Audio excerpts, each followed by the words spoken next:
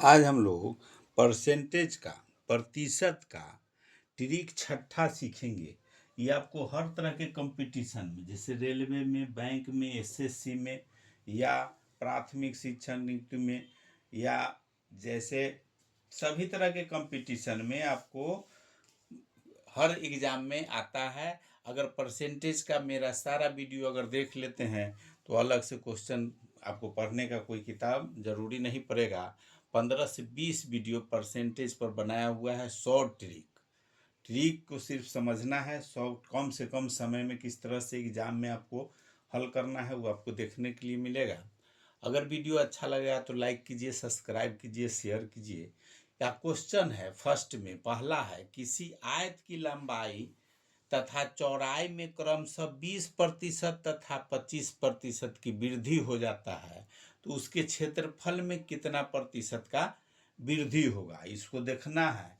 इसमें फार्मूला से आयत हम लोग जानते हैं कि लंबाई गुने चौड़ाई होता है, इस तरह से होता है आयत। अब अगर 20% इसमें दिया नहीं है, अगर 20% दिया हुआ, 25% दिया हुआ है, जो भी होगा, अगर यहाँ 100 है, 25% बढ़ गया तो 125 मीटर हो जाएगा। 20% है तो 20, उसमें 20% बढ़ गया, कहने का मतलब लंबाई में भी बढ़ रहा है, चौड़ाई में भी बढ़ रहा है। तो पूरे क्षेत्रफल में क्या प्रभाव पड़ेगा, कितना परसेंटेज का वृद्धि होगा। अगर मैथ बनाएंगे तो इसमें हम लोग को समय लगेगा। किसी एग्जाम में शॉर्ट ट्रिक से किस तरह से हम लोग हल करेंगे उसको देखेंगे। ध्यान से समझना है, लास्ट तक देखिए वीडियो। दूसरा भी क्वेश्चन इसी पर बनाएंगे हम लोग। ये पहला है, अगर इसमें फार्मूला होता है, इसका एक फार्मूला होता है कि अगर यदि किसी आयत की लंबाई और चौड़ाई में क्रमशः m% और तथा n% बढ़ाया जाए तो उसके क्षेत्रफल में क्या प्रभाव पड़ता है। m पहला को m मान लेते हैं, दूसरा को n। ये फार्मूला होता है। प्रतिशत वृद्धि अगर निकालना है, जाहिर है लंबाई भी बढ़ गया, चौड़ाई भी बढ़ गया तो इसका मतलब क्षेत्रफल भी बढ़ेगा। तो प्रतिशत वृद्धि अगर निकालना है, वृद्धि एकदम 100 ट्रिक से बना लेना है। तो पहला को मान लेना है, परसेंटेज वाला में पहला को m, दूसरा को n। चाहे लंबाई को मान लीजिए m, चौड़ाई को n मान लीजिए। तो इसमें फार्मूला पर बैठाएंगे परसेंटेज वाला में, तो m plus n plus m into n बटा में 100। परसेंटेज निकालना 100 ट्रिक से बनाना है, एक बार में आंसर निकलेगा। अब इसमें दिया हुआ है, ये जो क्वेश्चन है उसी पर इसको सॉल्व कर देना है, हल निकाल लेना है।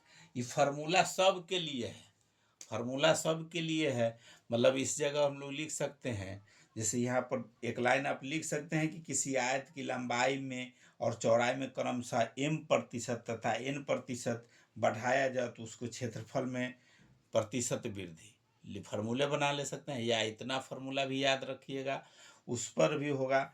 इस फार्मूला पर बैठा लेना है, पहला को m मानना है, दूसरा को n मानना है।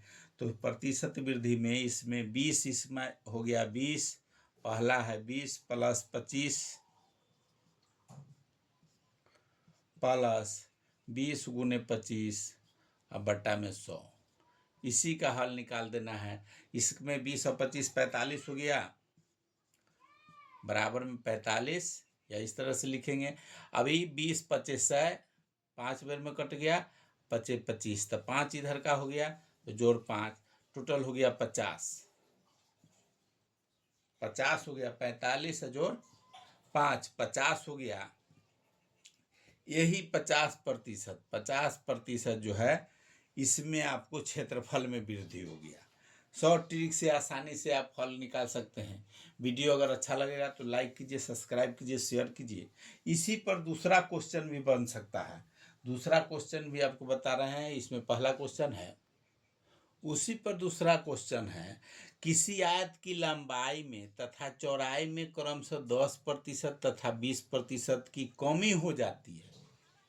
पहले जो बना है उसमें वृद्धि था, इसमें कमी हो जाती है तो उसके क्षेत्रफल में कितना प्रतिशत का प्रभाव पड़ेगा।